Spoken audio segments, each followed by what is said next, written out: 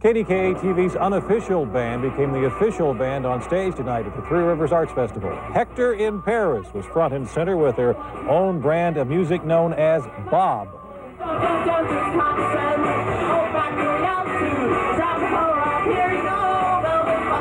That's Bob. You see, the group has a behind-the-scenes love affair going on with our own Bob Kudzma. That's why their music is called Bob as opposed to bop or rocket bop. You know, Hector used to be associated with rocket bop, but now they say no more. Simply an outdated archaic term. So I guess Bob is the music that is in right now. I love it. Yes. I feel honored. It's great. It's wonderful. You should be honored by it. Yeah, I am. Nice day tomorrow. Is it? Oh, yeah. Gets off to a great start. I feel it in my thighs.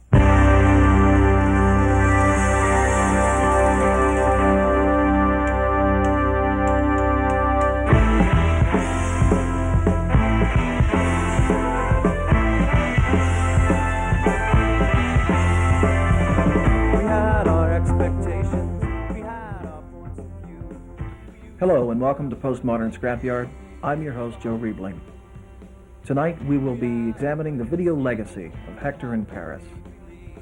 The career of Hector in Paris began in 1983 and ended July 16, 1988, at a farewell concert at Graffiti. Hector in Paris, to many, was one of the most influential new music bands of the 1980s. Tonight we will be speaking with Marie Alexander, a founding member of Hector in Paris, who will talk about the history of the band. Kirk Batula of the Affordable Floors will comment on the Pittsburgh music scene in the mid-80s. Tom Wilson, the official videographer of Hector in Paris, and his wife Joy. Don Bell, producer of 1987's In Pittsburgh Music Awards Album of the Year, No Leaning. And Kathy Funk, with Joy LeMasters, two die-hard Hector in Paris fans offer their recollections of the band. We here at Postmodern Scrapyard hope you will enjoy the video history of Hector in Paris. Here is Marie Alexander.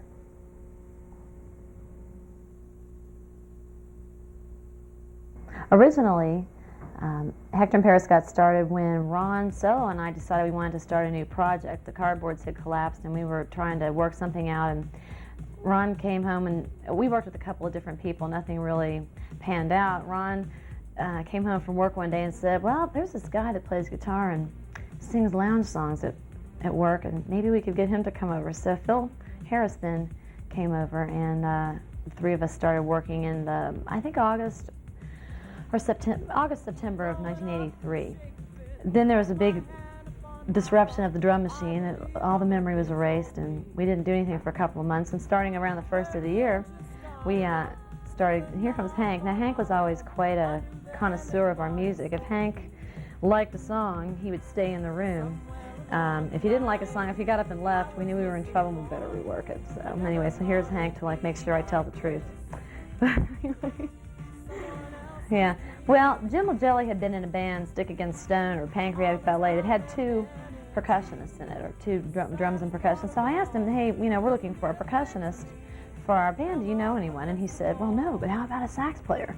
So we said, come on over. So Jim came along, and that's when things really clicked. It just really started happening with the band. The chemistry was there. Not to mention that Jim always looked so fine, we called him our sax symbol. Tom and Joy Wilson.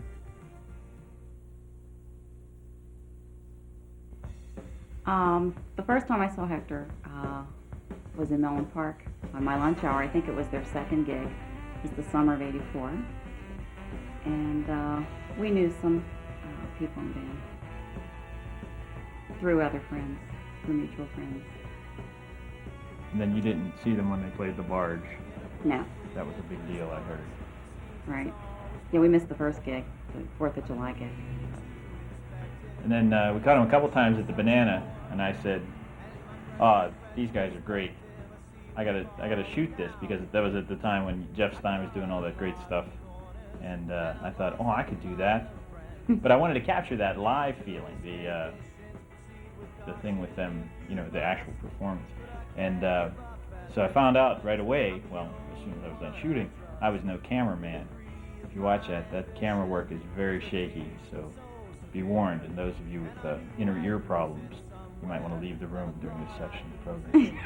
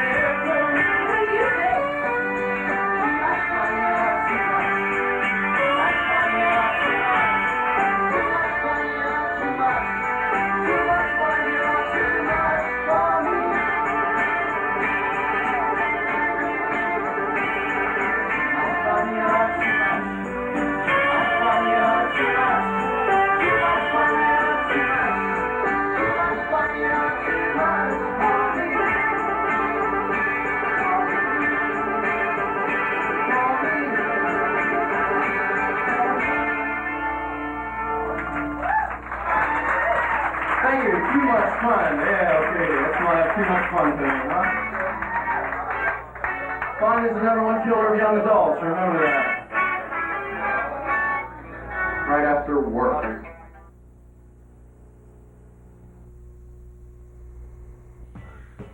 We rehearsed at Ron's house, which was always a trip. There was up to 7 cats there at any given time. And I remember when we got 2 little kitties, Bill's amp got peed in. He wasn't real happy about that. But we persevered, and we drank lots of coffee. We'd get together like, 10, 11, 12 in the morning, more like 12. And we'd drink coffee, tons of coffee. Sometimes we drank beer too. We went through some beer as well, but We were definitely coffee achievers at that time. Phil and I collaborated on the first song we wrote lyrics for together, and I think, well, probably the only song we wrote lyrics for together was Too Much Fun. That was one of our early tunes.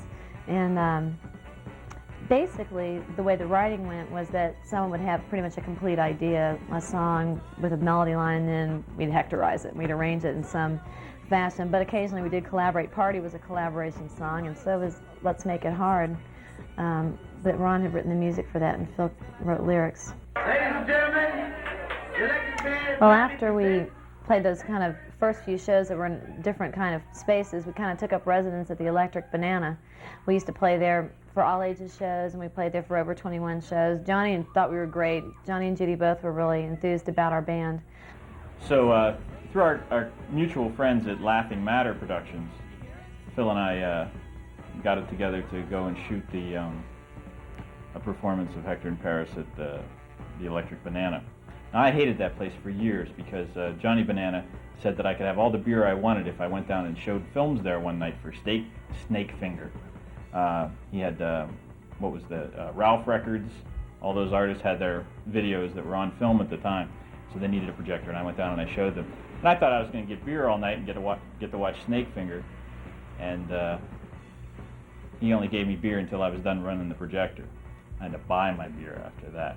So I've been annoyed with him since. Well, in defense of John and Judy Banana, when we went to see Black Flag once, actually I wasn't with you, I was with some girlfriends in 1981, John and Judy got a call that Black Flag's bus had broken down, and they tipped us off to go out the back door that as soon as they would announce it, a fight would ensue, and that's what happened. So John and Judy saved our lives. Anyway, we agreed to go ahead and shoot the performances of Hector in Paris, but it's not some of my best work.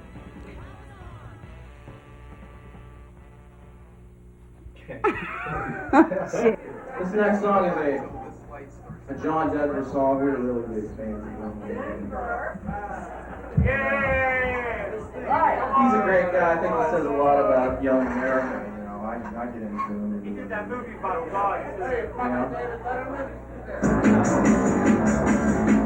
No, I'm talking to Patrick Kinski.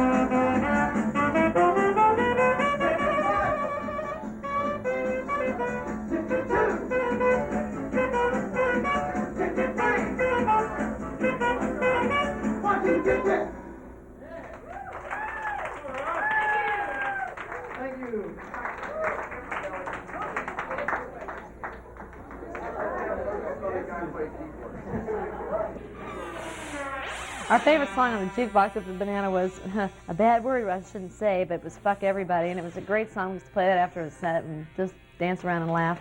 We always used to, Janet Gunter was our first sound person, and you can always see her long red hair flapping around back there. Oh, and here comes Wilhelmina. She always liked the band too.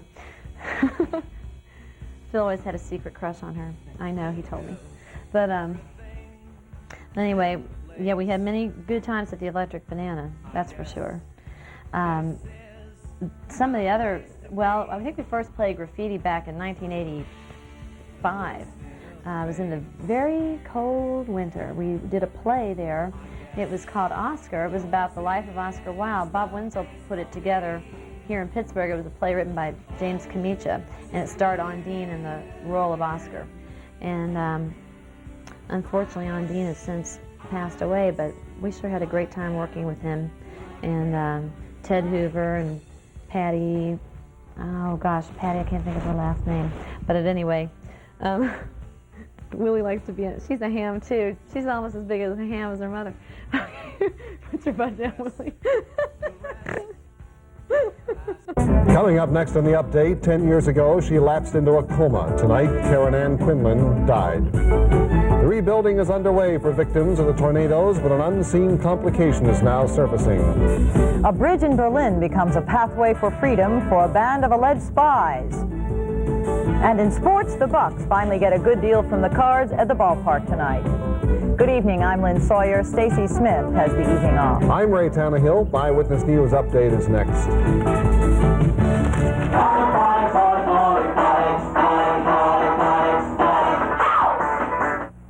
It's interesting to think about how when Graffiti opened, the music scene kind of took off. You know, the Electric Banana has certainly always been a place where new bands can play and try out their stuff. And Johnny and Judy have always been really great about booking people who, you know, don't have a portfolio to show or whatever. And it brought a lot of interesting things in. But I think when Graffiti opened, it offered an alternative to going to the Banana, a bigger space.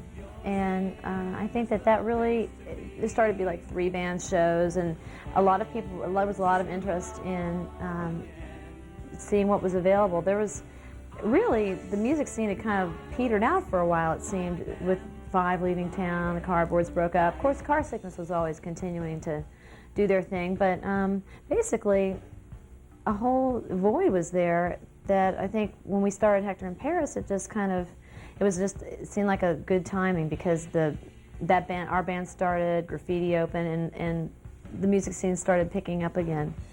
I remember we used to play with the Spuds at Graffiti and sometimes with the Affordable Floors.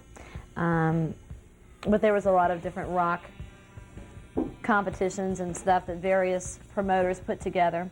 One of them being Harold Hinterleiter, who later joined our band as a percussionist. Mick Jagger, Neil Young, Boy George, Paul Simon, and Waylon Jennings. Some top-notch performers were playing over at the Arts Festival tonight as Pittsburgh's Hector in Paris took center stage at Point State Park. The 4-piece band delivered an appetizing menu of 80s electric dance music, and wherever they played, dance lovers seemed to gravitate to the front of the stage.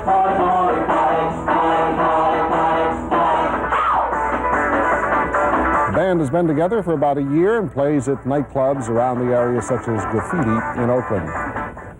We recorded our first single. It was Silent Radio, which remained the big dance floor hit throughout the history of Hector in Paris, and Picnic on the Edge out at Barney Harb's studio in Munhall, which was a little tiny room off to the side of his parents' house. That was through the financial assistance of Angela Sokolsky, who Ron and Phil were working for. So we thank her for that.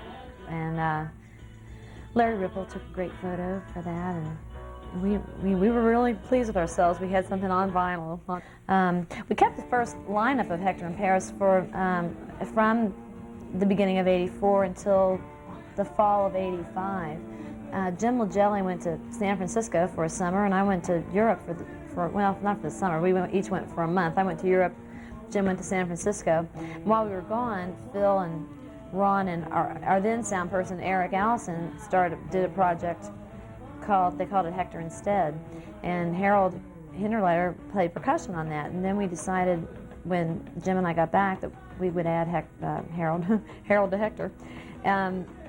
We'd always been kind of looking for a percussionist, so that started the second phase of Hector in Paris, with Harold playing percussion. We recorded our second single at Audio Innovators. We recorded High Life and Rose's Party, and we decided to shoot a video to High Life.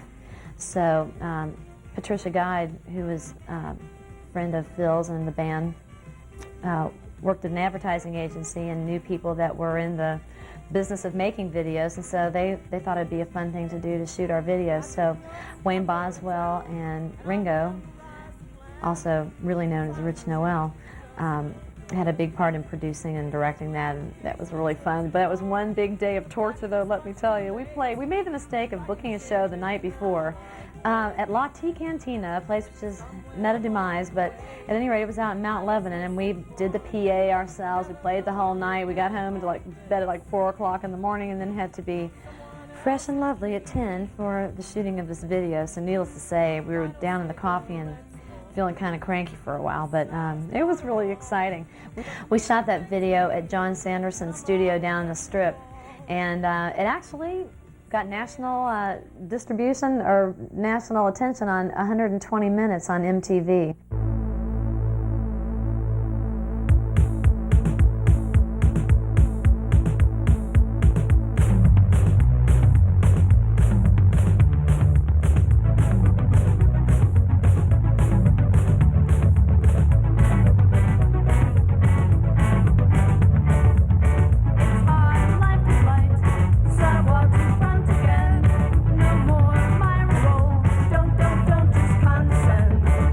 Back to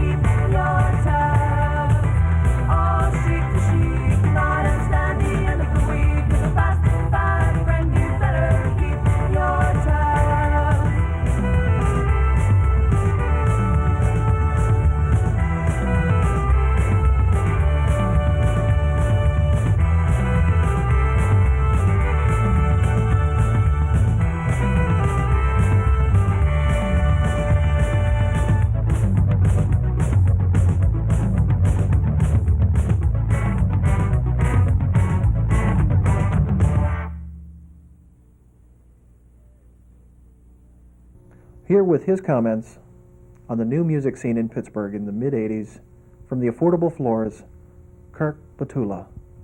When we first started, the only venues open to original music, actually the only venue I should say, was the Electric Banana that we were aware of. The Electric Banana, which at that time, every band that went anywhere had to start there eventually. They would let anyone play. You could play spoons, you could run around naked and make animal noises. Anyone could get booked there, but everybody had to be booked there. No one else would let you play. No one was interested. They wanted cover bands, or they wanted DJs playing top 40 or whatever. It was a very different cultural climate in the community.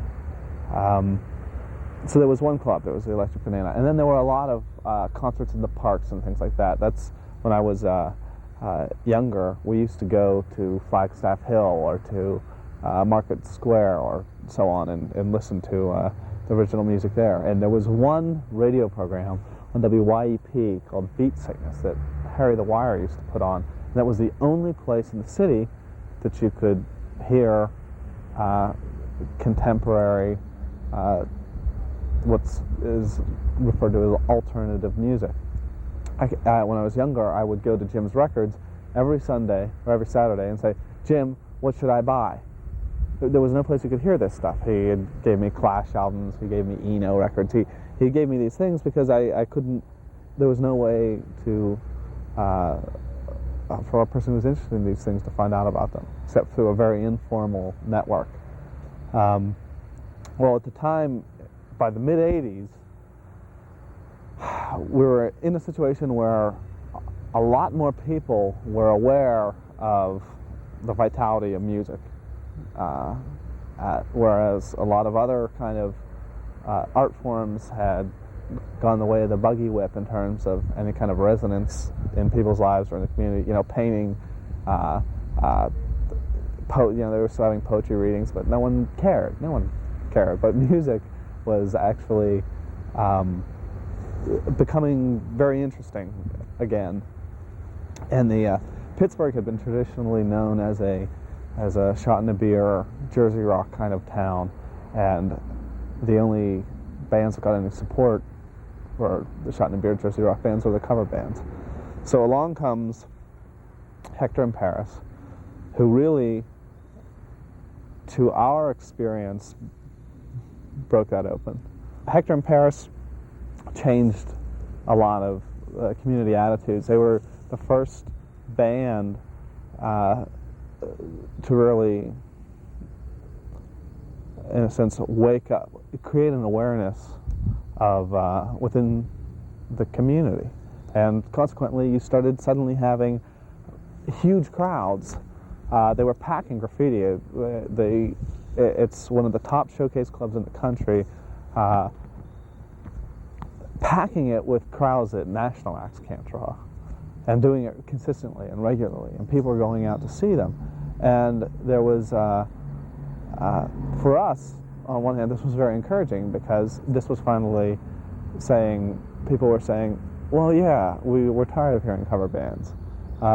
We had a very real chip on our shoulder about that. Nowadays, at that time, when you started, if you were playing covers, unless it was like one or two cover songs as kind of, in fun to send up a song, but it was, the originality of the music was very important.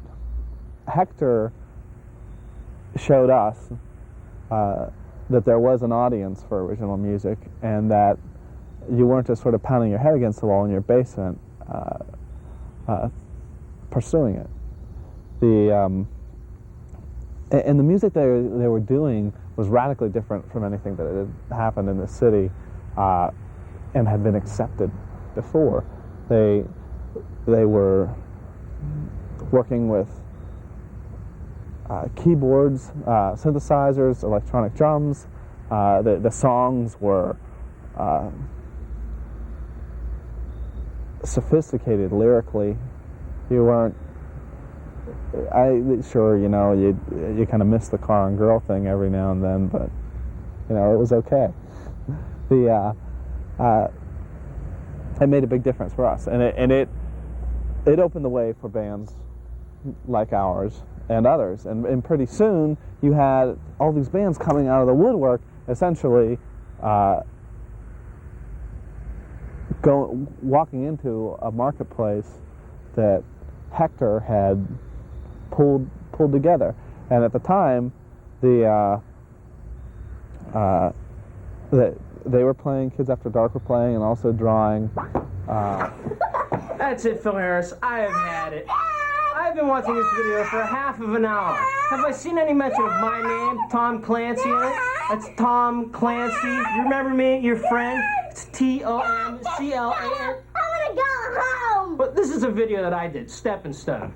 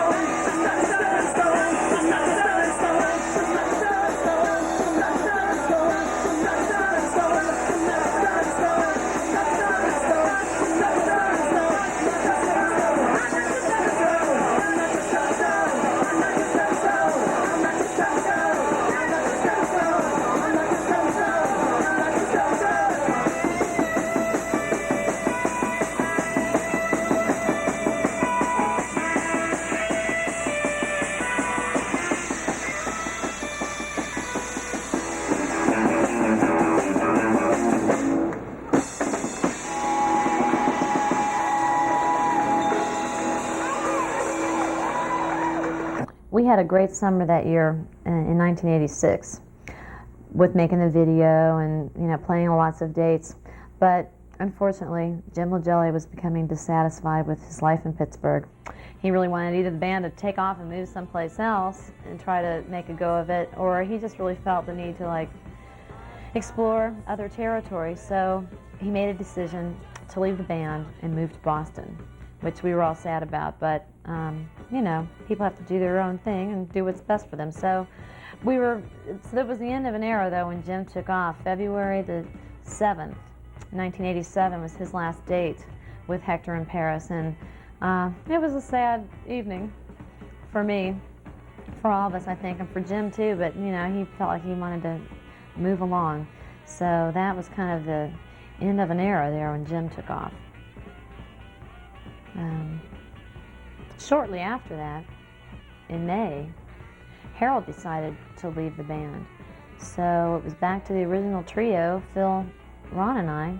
After Jim left, we replaced him with Tim Pollock, who was also in the Spuds and continued to be in the Spuds. Only once or twice did we have conflict of dates with that. But Tim certainly stepped in and did a swell job playing sax, and he appears on our final release, which was No Leaning.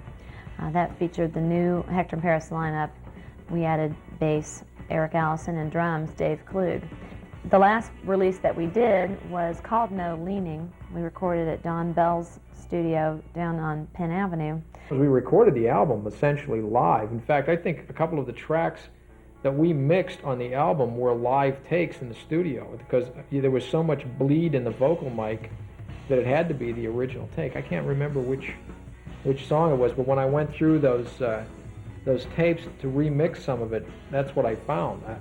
And I know on most of them we went back and redid the vocals just to get rid of the bleed and stuff, and straighten out the vocals so that the bad notes or whatever were there. And some of them, we did the harmonies all on the same track. It was all, we just mixed it. Everybody went out and sang, and then that was it. It went down on the track. So it was pretty much a live recording.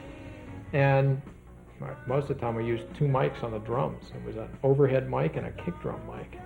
And they were on separate tracks on some of the mixes. And then I forget which song it was. One or two of the songs I actually recorded the drums in stereo. And I used like 3 or 4 mics or something. And those sounded a little better.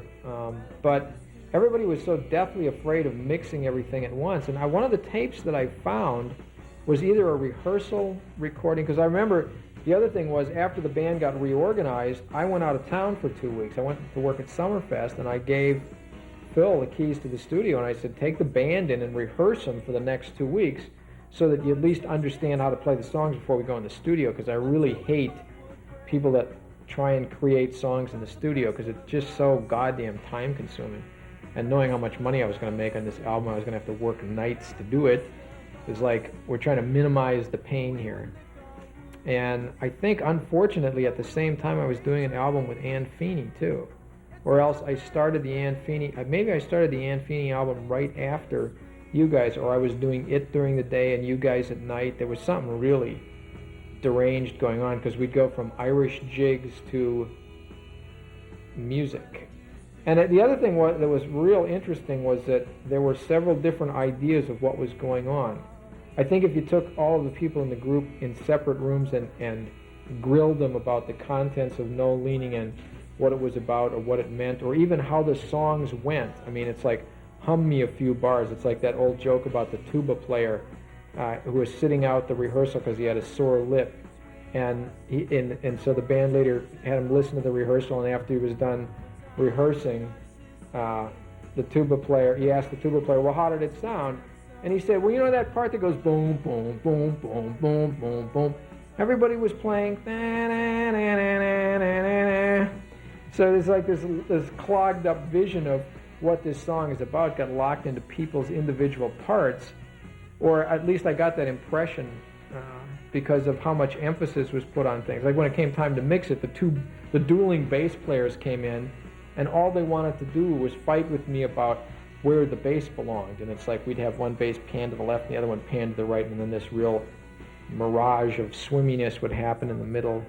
And it was just this big, indistinct blur with vocal accompaniment. And it was real hard for me to deal with it. And so finally I gave up. I gave Ron and Eric the keys to the studio, and I said, you could come in at night and you can mix it. I don't really give a shit. You're on your own. Have a nice day. And I think I left town again for another week and went to work at Festa Italiana or something. And so it was the whole mix of the album. It was so bizarre too, because the original concept, the idea I had, was that the band wanted to sound pretty much like they sounded live, as though they were playing out. And probably the best way to do that would have been to record them in front of a group, in front of a, record them at Graffiti. That would have, in front of their 500 screaming teeny boppers, which is what it seemed like there were a lot of, or first-year Pitt students or something, all wearing the same black clothes. Always the strange bunch, too. Sawed-off black pants or something. Pretty much the general wave of what's in college today. I think when I was of college age, people were wearing cut-off sweatshirts 2 or 3 at a time. So it's the same kind of thing, with just different colors, and someone said UCLA instead of eat shit or something. Here's our lovely In Pittsburgh Music Award from 1987. This one is for Best Recording. Ron, of course, has the Best Keyboard Player in his home, and Phil has Best Band Award at his house. So each of the 3 of us happily got to receive one memento of our band. Go ahead. Rose's Party was just a fun song. I mean, there was... Fun. So we got there in time. We got set up just barely in time. And I had everybody start rolling tape. And there just wasn't very much coverage on this song. You'll notice there's a gratuitous effect which floats around in there, and I'm not real happy with that. I'm just going to apologize for this. But the band was good, and Don Bell did an incredible job, I thought, mixing the sound. Yeah. At this point, of course, I thought the HECTORs were sounding as good as they ever did, with the addition of, what's his name? Dave Klug. On drums, On right. drums. I thought that they had achieved an incredible plateau of sound.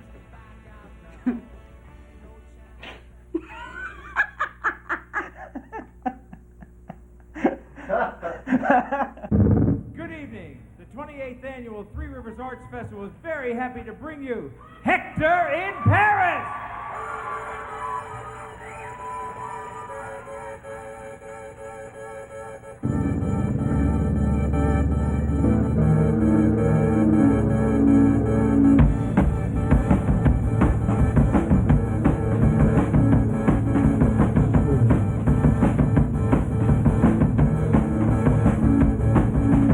Drive for a million miles. It's late and getting later. Just think of all the fun we're gonna have. Think of all the fun we'll have later. Think of the fun, new and improved. Save for young children. Think of the fun. No more cigarettes. Maybe an eighth of a tank if we're lucky. Are you sure you want to go through with this? Let's go to Denny's and talk this thing over. Think of the fun. Think of the fun we'll have. Think of the fun we'll have later. I'm getting a bad feeling about this. It's only natural, she says to me. Oh, is it? Yes, it is.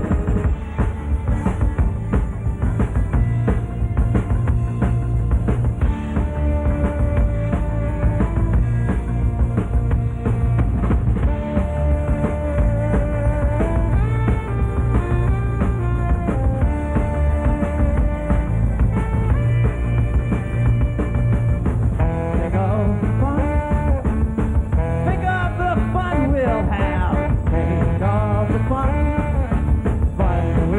traveler, Dave Clute.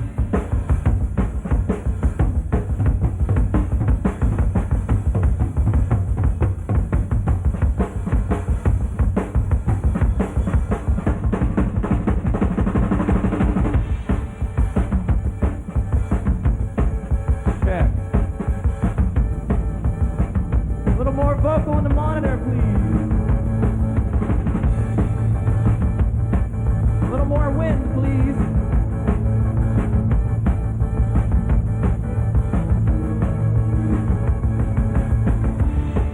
So, this is the basement. Thank you. The paneling was a dead giveaway. I don't even know you, and you're yelling at me. I remind you of your brother, your cousin, or your mother, or your nephew, or something. This isn't fun. Where is the fun? Where is the fun we'd have? Where is the fun?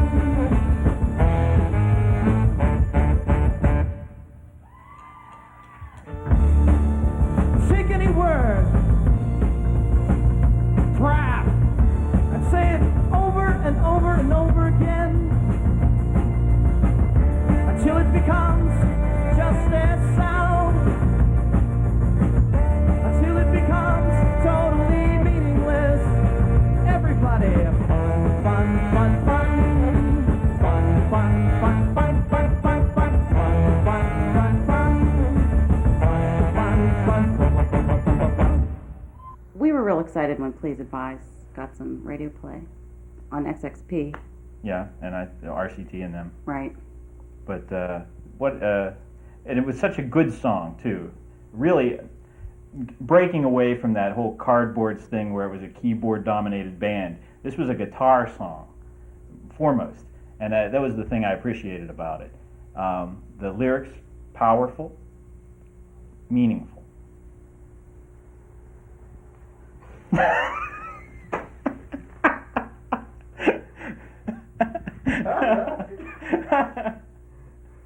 These are unsolicited, by the way.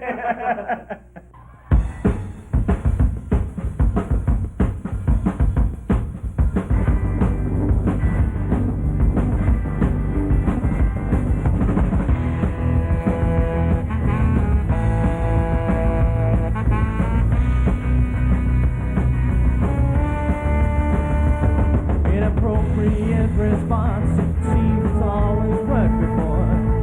I've been meaning to inspect it, but inspection's such a bore. And in my present retrospective, I see what folly now begins. You see, I've cut a lot of corners, and I've lost a lot of friends. Dangerous conditions, proceed with caution if you must. But I can't give up at this point. I'm the only one I trust. The degree of my ambition, dictation so severe, and I knew I'd lose it somewhere. Never thought I'd lose it here. I detect a slight incongruence, an aberration in my eye. It's not exactly what I'd hoped for. Do you really please advise? With the depth of my involvement, it should come as no surprise. It's not exactly what I'd worked for. Do you read me, please advise? Do you read me, please advise? Do you read me, please advise? No chance to back out now. No chance to reconcile. No chance to take it back.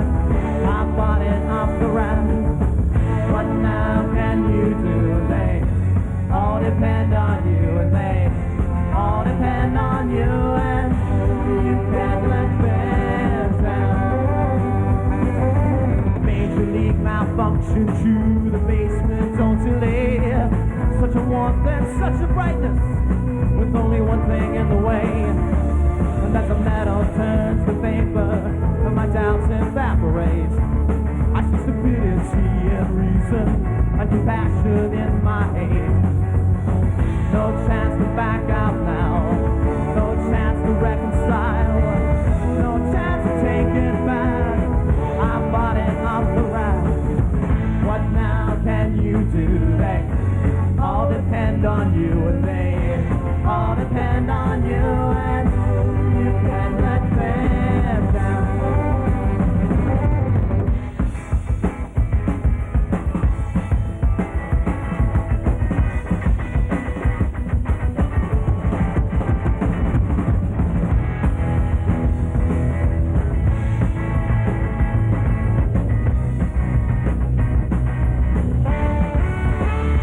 I detect a slight incongruence, an aberration in my eye. It's not exactly what I look for.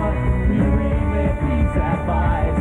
The depth of my involvement should come as no surprise. It's not exactly what I'd work for. Do you read me, please advise? Do you read me, please advise? Do you read me, please advise? Do you read me, please advise?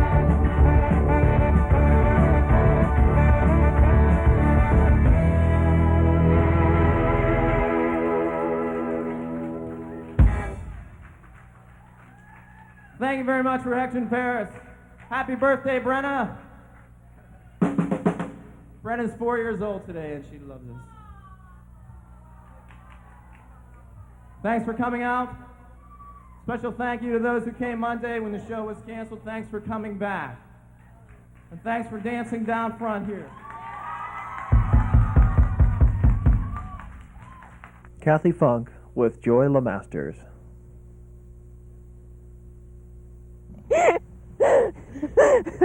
You were talking about the members, how everything must have worked out, how you think they had it sometimes planned. you wonder if they had it planned, because Phil was like the smart and friendly one, and Alice was like the bubbly and friendly one. Not that she was stupid, but you know, Phil seemed like the intellect, you know, and then Those lyrics. Jim LaJelly was like the too cool for words one, and then Ron was like the quiet and introverted, you know, member of the band, artsy guy. And we I guess remember that's the drum just the way they machine. were. And we remember the drum And machine. Mr. Machine, yeah. I like it. Who got more applause at the than last show. concert. We're gonna bring out Jim LaJelly now, folks. And now we're gonna dust off the drum machine. It's kind of sad commentary. So we were really enthused with the new sound, adding Eric and Dave to the lineup, and we've been working with Tim for a while, so he was already kind of worked in there. And the new Hector in Paris version of Hector played out for a while, but then we decided to take a break around the holidays. And I don't know, when we got back together, it just, something had happened and the enthusiasm just didn't seem to be there any longer. So we kind of fiddled around for a few more months and played a few more dates, but in July of '88, I think it was the 18th, was it the 18th? 17th, 16th. I knew it was something like that. Okay. Well, anyway, July 16th, 1988 was our last performance. We played at Graffiti with ATS and did an under 21 and over 21 show, and went out with a bang. We had a great time. I think that one of the nicest things about Hector was that there wasn't that pompous element. You know, they weren't like snubbing their nose at everyone else down on the dance floor. Matter of fact, they used to say like, turn up the lights because we're here to watch them too. Yeah. But I think that they would have been a lot more, sad to say, but I think that the masses really expect musicians to be pompous, and I think if have their nose in the air and if ignore they, the band. yeah, I think that was Like they would interact with the audience, like you would, like Alice Marie used to come out, from what I remember. I don't know if anyone else used to come out in the audience. She used to come out and dance during silent radio with everybody else. You know, she'd dance and laugh and joke around, and you know, they were just really down to earth. They would interact, and you know, to me that's very important, because I mean, when you look at a band, you should be able to talk to them because they're just like everybody else. They're no different. And I don't know why some of them believe, oh, once they get this stardom or this fame, they all change. And they're gonna put me in the movies. Yeah, they're gonna make a big star out of me. there was no such word as hectorized. I would like to express that now. You'll be hectorized. Oh. Nothing like that. We loved Hector in Paris. They were the best band ever. We went to see them again and again. And again. I was disappointed when Hector and Paris broke up. I wasn't really sure that I was ready to let go of the band, and yet now the way I feel about it is that it was just a necessary step in everybody's evolution towards what they're doing now. I really have really come into a lot more ability to write lyrics. I didn't used to write very many lyrics, and I think that the whole experience, you know, through all the growing pains and the pain of breaking up and everything else, I think though that, you know, things happen for a reason, and the time that Hector ended was the time it was supposed to end. The whole experience was just great though. We were together almost 4 years. Well, Ron and I and Phil were together almost 4 years, and then Jim, you know, Harold and everybody else for various lengths of time. But, you know, it was really, we really, I think, grew a lot and learned about working with people. It was the first long-term project I'd been in. I'd been in a couple of other shorter term things, but we really learned a lot from each other, I think, and we've gone on from there to our current projects, and it was great. Mohawk liked it too. Yeah, there's no local band that's taken their place. No local band could ever. No. I think that, well, I don't know. I think it kind of went downhill after Jim Lagelli left. When dreams collide.